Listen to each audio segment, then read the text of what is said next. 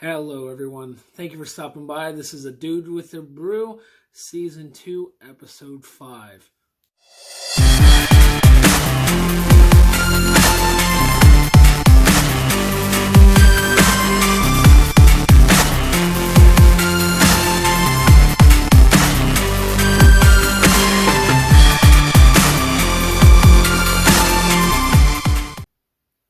For the next 4 beer reviews, we're going to be taking a break from C.S. Lewis's Mere Christianity in order to, one, condense the videos down a little bit in order to focus on the beer itself, but also on simple topics that I've been reflecting on over the last few days. The one that's been coming up recently after I failed one of my classes in the degree that I'm currently pursuing was simply the idea of leadership. And you may see this as me trying to cop a way out and be able to diminish the idea of leadership. But I'm starting to view leadership as something that may be impossible for some of us to actually attain. I only say this because I looked over some of those topics within the business leadership concepts, and there was multiple concepts and theories that have been put in place, and they were basically showing that this is a possible route for a leader to follow if they can make it fit for their current person that's their follower. So what does that tell me? After a little bit of reflection on certain things, I realized that I can get some respect and earn respect just simply because I'm a people person, and if I am able to hold back my actual true feelings and thoughts. So if I decide to not give you my opinion, then you will probably like me and like the conversations that I have because I can cater it to the person that I'm currently talking to. Don't find offense to this if you feel like you're one of those people that I've catered my conversations to, but it's about getting along. So why do I go back to this and say that leadership may be something that's just more like a delusion? Well, if we think about it, there are good leaders, and there are good leaders all the way around us, and I've had phenomenally great leaders when I was in the Marine Corps. Was I one of these phenomenally great leaders? I would say no. But let us just go back to this. If there's a multi-million-dollar industry you're on writing leadership books and teaching about leadership principles, there must be a problem if not everyone can actually learn them.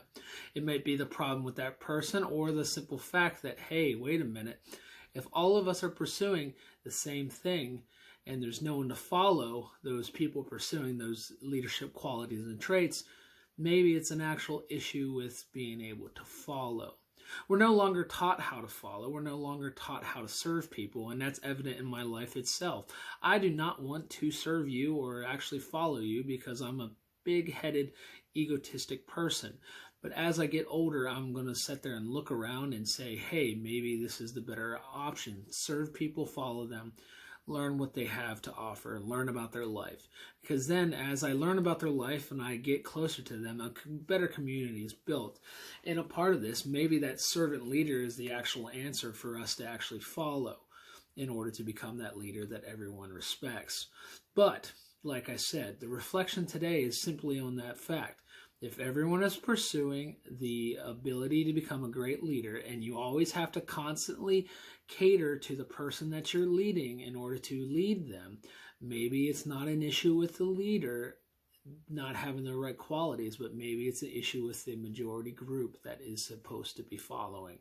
So just think about that. Let me know what you think in the comments below. Please like, comment, and subscribe.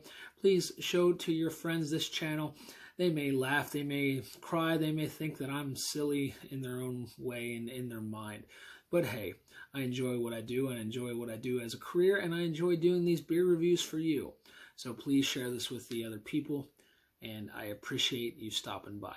So let us go to this next series of beers. It's going to be another 4-part series because I found a 4-part sampler that had 8 bottles in it, so 2 of each type.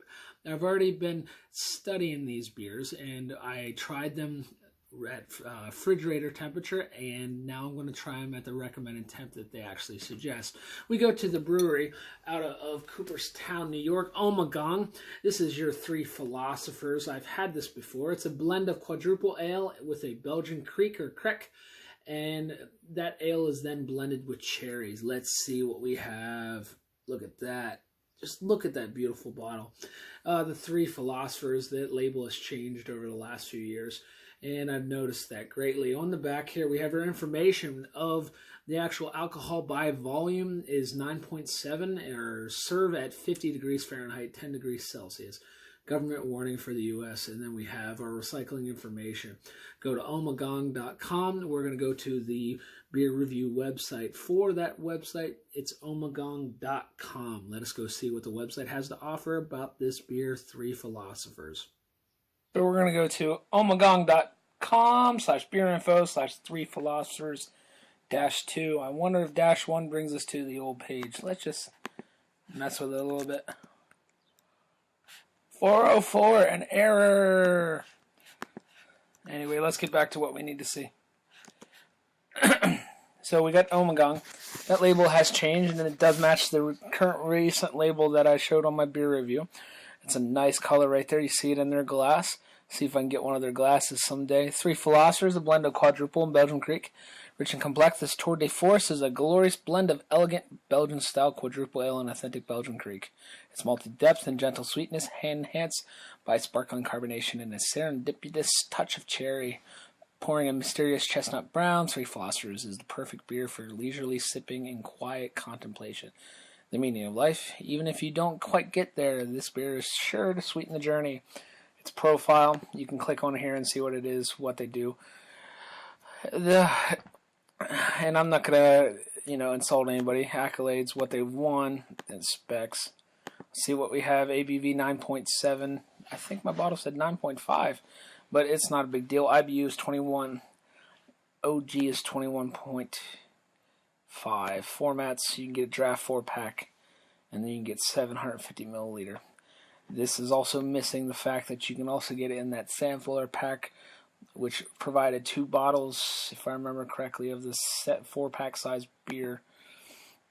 You can get on their beer finder. You can see all their stuff there, and then you can see all their information down here, where they're from, their social media, etc. Let us get back to that beer review video. Well, that information was pretty broad and actually detailed. I don't want to use broad and detailed in the same thing, but I am going to say that Ommegang always has a good website, and they have some other beers. They even have some Game of Thrones beers that I've done in the past. So let's pop this open and see what we have to offer. This right now is actually going to be the comparison to what I already had. I was able to taste test this beer at the refrigerator temp, which is a little bit below 40. And this one right here is just right where it's supposed to be. I'm going to have to get a nice rag to polish this glass up again. And also change out the stuff in my dishwasher in order to make sure it continues to actually clean. The aroma of cherries is there, and it's very evident. Clarity of the beer, not really clear, but it's okay. It's a very dark brown color. So for our overall appeal of the bottle, this has changed, like I said. This one's not that appealing. The other one, it has a green label, and it's in a bigger 750 milliliter bottle. That one's a little bit more appealing in its actual presentation. So with the previous knowledge that I have of this, I'm going to give that appeal a 7 out of 10. Just cap it off a little bit. Like I've already said, 9.7 alcohol by volume. With this, you want to be a little bit careful with the amount that you drink. You don't want to finish a 6-pack of this, because this will put you on your butt. Now for our Brewroma. The Brewroma, just, it's pleasant. The cherries lend a familiar aroma to the previous beer review, the boysenberry, but it doesn't smell tart to me. With the temperature difference, I can already tell that there's, the aroma is actually more prevalent, or it's more there. So we did a 7 out of 10 for our overall appeal or aroma. We're going to do an 8 out of 10. We're going to actually boost it up to 9 out of 10, because if you do this at the room temperature that it suggests you to do it at, you will have a better experience. let us go in for an actual taste. Let's look at that color again. Look at that carbonation. Let's see what we have. You can see a reflection of my phone in the actual glass itself.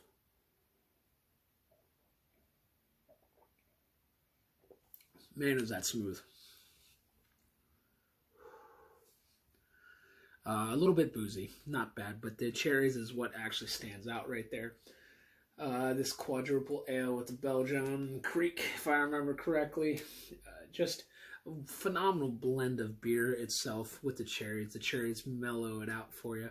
And that booziness is probably brought down by the cherries itself.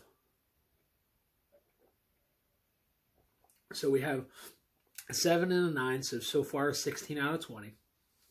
This is probably one of my favorite beers. I recommend that you drink this as it is. Drink it at the 50-degree recommended temp, and you'll have a better experience. Do not drink this at a colder temp.